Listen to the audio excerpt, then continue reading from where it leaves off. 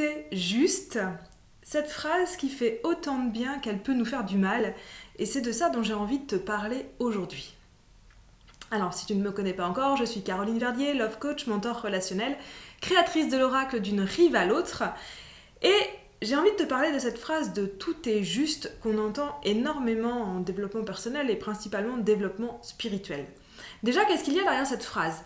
Tout est juste, en gros, ça vient nous montrer, ça vient nous parler du fait que chaque situation a autant un côté positif qu'un côté négatif et que tout ce qui nous arrive, nous arrive. En gros, tout est juste, c'est comme ça, moi que j'aime bien le comprendre, c'est que de toute façon, ça m'évite de me juger, de me culpabiliser, de me dire si j'avais fait autre chose, ce serait mieux. Ça permet aussi d'avoir un regard bienveillant et plein d'amour sur notre passé, parce que parfois, de notre passé, on a des fardeaux, on va dire, on porte avec nous des traumas, on porte avec nous des situations difficiles, des émotions fortes, de la douleur, de la souffrance. Et le tout est juste permet, je trouve, à certains moments de mettre un regard bienveillant sur ça. Et aujourd'hui, moi j'ai envie de te parler du tout est juste et d'amour de soi et surtout des moments où le tout est juste n'est pas forcément la meilleure réponse pour nous. Cette réflexion, elle me vient d'une conversation que j'ai eue il n'y a pas longtemps avec une personne qui me disait oui mais si aujourd'hui ça va quand même bien dans ma vie, il y a pas mal de choses qui sont quand même beaucoup mieux qu'avant, et si aujourd'hui je me dis que je dois changer, ça veut dire d'une certaine manière que j'ai à remettre en question comment j'ai fonctionné jusqu'à présent. Et donc dans ces conditions-là, j'ai pas l'impression de m'aimer comme je suis parce que je me demande de changer. Alors, ma manière à moi de voir les choses, c'est que c'est pas parce que je me demande de changer que je ne suis pas en train de m'aimer. Au contraire, quand certains de mes fonctionnements ne fonctionnent plus, dans le sens où ça ne m'apporte plus ce que j'ai envie dans ma vie, je fais ce qu'il faut pour les changer. Parce qu'en fait, nos modes de fonctionnement, c'est notre personnalité, c'est aussi notre ego, ego n'est pas un gros mot, hein, mais notre ego, notre mental, c'est tout notre système de comment on fonctionne, des schémas qu'on a de fonctionnement et de réaction dans notre vie. Tout ça, c'est des choses sur lesquelles j'ai le pouvoir en fait de changer, j'ai le pouvoir de les transformer. Et à aucun moment, le fait de choisir de les changer n'implique que je me regarde en me jugeant ou en culpabilisant d'avoir été cette personne-là dans le passé.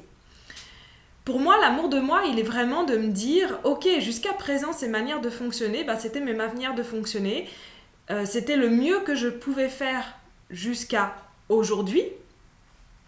Et donc, je me regarde avec amour et je reconnais que j'ai fonctionné comme ça jusqu'à présent. » Et qu'il n'y a pas... En fait, je ne remets pas en question mon passé, je prends simplement conscience qu'à l'instant T, aujourd'hui par exemple, ce sont des modes de fonctionnement que je ne veux plus et que je vais avoir besoin de reprogrammer. Alors de quel type de mode de fonctionnement je te parle ? Par exemple, ça pourrait être me refermer quand je me sens jugée ou critiquée. Moi, c'est quelque chose que j'avais énormément, c'est que je me refermais sur moi parce que ça me faisait tellement mal que je préférais me couper de cette réalité et me couper en fait de la personne. Ou alors, à un autre moment donné dans ma vie, quand je me sentais jugée ou critiquée, je me mettais en colère, je m'énervais. Et donc, je pouvais dire des choses très blessantes et des choses très, très méchantes même aux personnes qui sont pourtant des personnes qui comptent pour moi, donc qui sont les personnes que j'aime.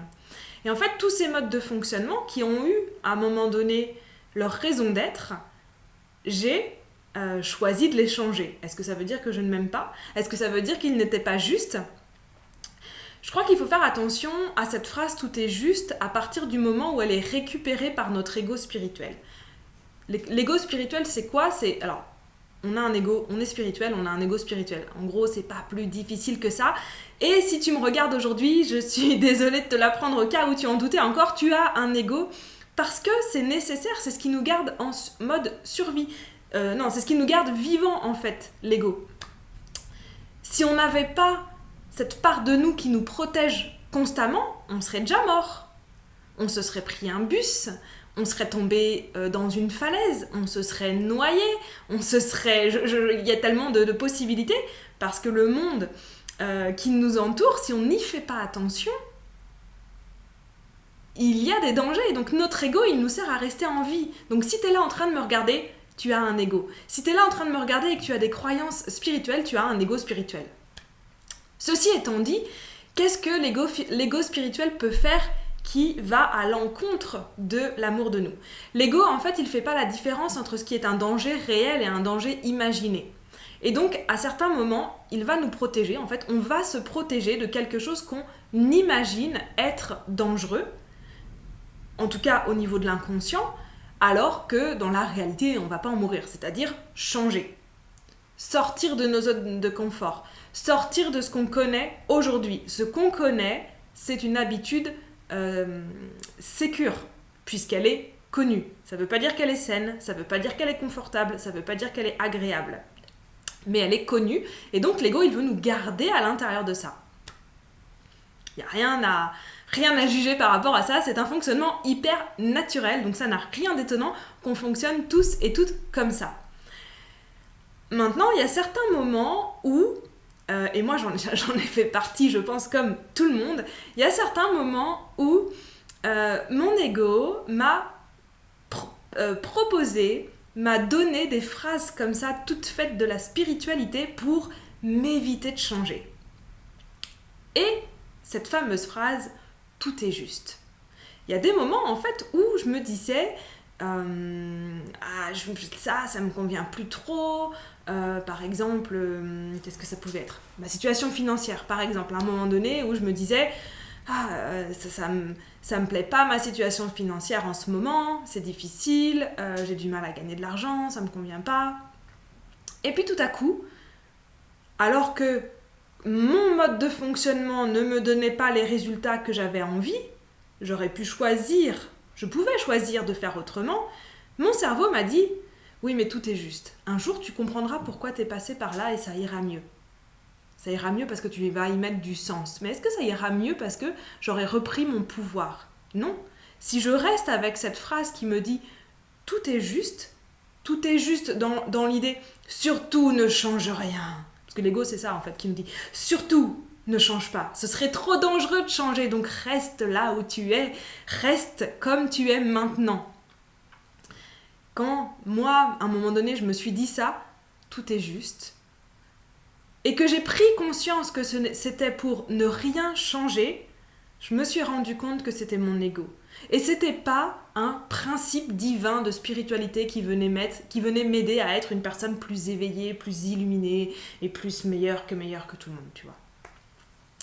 Encore une fois, je dis ça sans jugement et je dis ça en rigolant avec beaucoup d'amour parce que j'y suis passée. Si toi aussi tu t'es dit ça à certains moments, c'est ok, on y passe et l'important c'est d'en avoir conscience. Dans les relations, c'est pareil. Le tout est juste, moi je le vois beaucoup dans des relations qui sont des relations où les personnes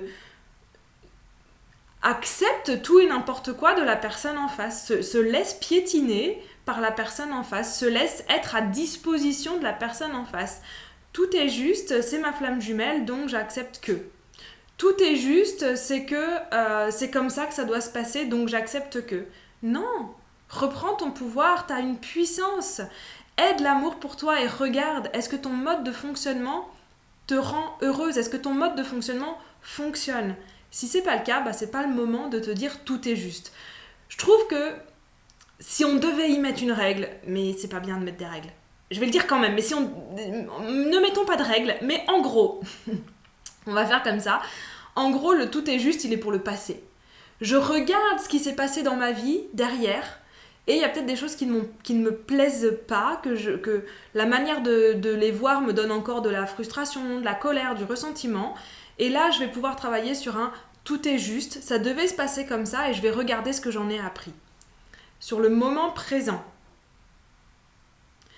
ce qui se passe est juste, la manière que j'ai d'y réagir, de répondre à ma vie, à mon quotidien, pour moi, elle est juste à partir du moment où je reprends mon pouvoir, où je suis dans ma puissance et pas où je suis en totale acceptation. Et quand je dis acceptation, je suis sympa parce que c'est plutôt en totale soumission à la vie. Je ne me mets pas en totale soumission à la vie. J'observe la vie, j'accepte la vie comme elle est et je suis dans ma puissance, dans la manière dont j'ai de vivre ma vie. Et je crois qu'il y a une subtilité ici qui est vraiment très importante à prendre en compte.